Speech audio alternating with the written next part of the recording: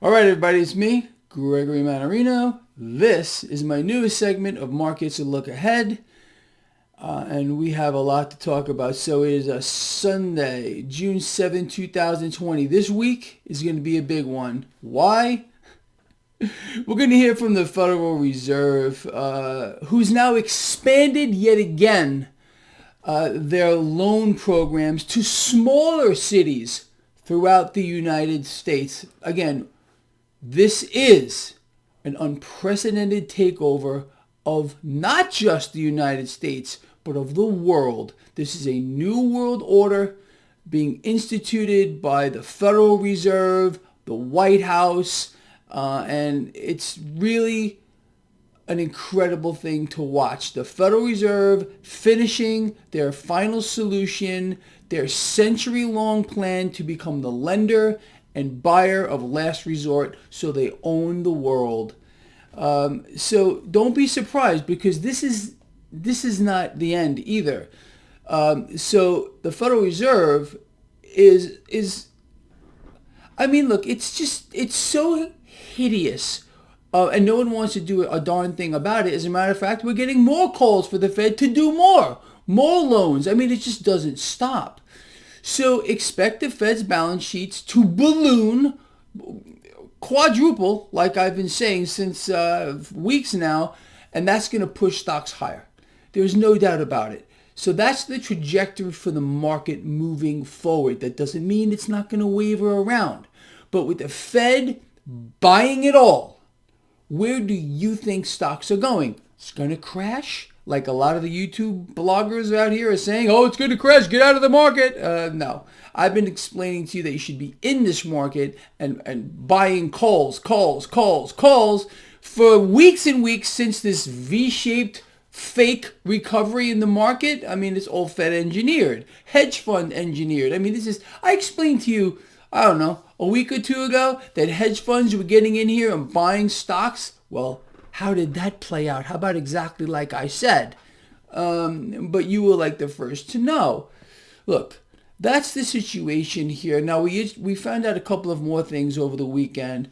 Apparently, this jobs number, this miracle number, actually was fake. There was errors, or there are errors, and they're trying to iron out, well, how these errors took place. I don't think these were errors at all. This was deliberate, okay? They faked the number. We all know it's fake. You got more economists coming out saying the number was cooked, okay? It's all cooked. It's crazy. This is what happens when you have a communist, fascist, New World Order takeover, and they feed you whatever information that they want you to believe is true. There are some, a fraction, that continue to buy it.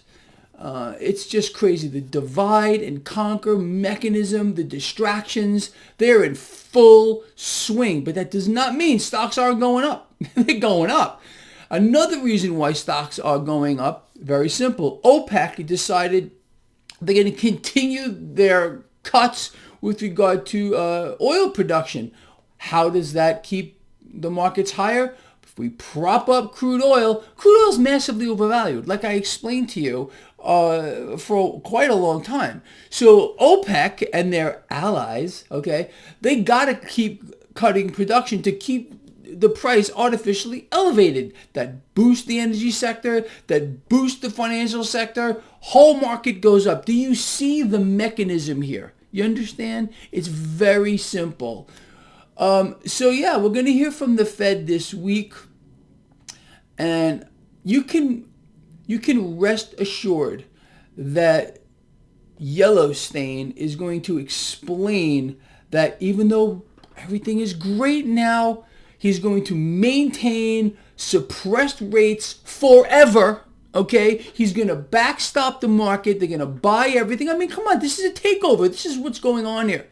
There's no choice. There's no free market. There's no anything anymore. It's all twisted and distorted, and these things are only going to get worse. And I mean much, much worse, because that's what this is. It's an environment of extremes, like I've explained to you since forever. This is literally a worldwide takeover and a new world order. The catchphrases are still out there. Alone together. Yeah, don't you know that you're alone together? Oh, this is the new normal now. So accept it.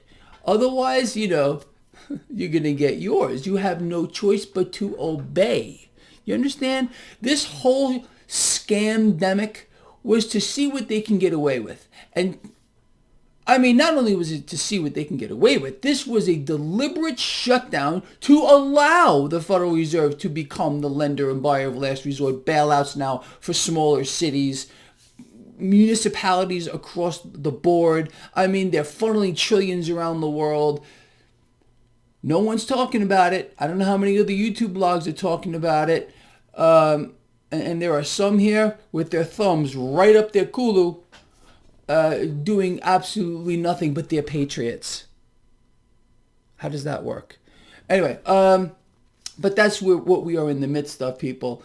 It's pretty incredible. So the trajectory for this market, although, look, I would love and I want to, and I believe it probably will happen soon at least, the market needs to give back. We've gone para-freaking-bolic since the beginning of this fake market recovery, okay? And you know why this is going on here. The market does need to give some back. Will it give some back? Don't know. There's a lot of cash pouring into this equity market right now. Is it possible that we're going to see some profit taking? I would imagine so, but who the freak knows? All I want to do is keep us on the right side of this, and I'm going to do that. So now that we understand the environment, it's pretty simple to know what other assets are going to do. If crude oil is being propped up, if the Fed is buying everything, you got hedge funds pouring all kinds of cash into the equity markets, this is going to put pressure on other assets.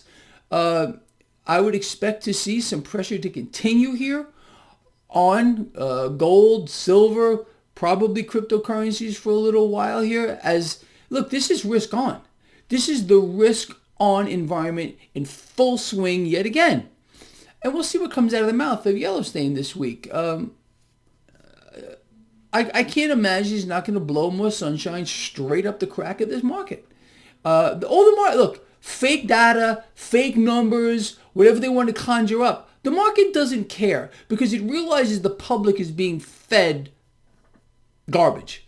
So if the public is being zombified, the market will go higher because it believes people are going to do what? They're going to borrow more. They're going to bury themselves more in debt because they're being brainwashed. Things are great. We're adding jobs. Although the number is wrong, yeah, it's been rigged and it's doctored and it's completely fake and it's cooked.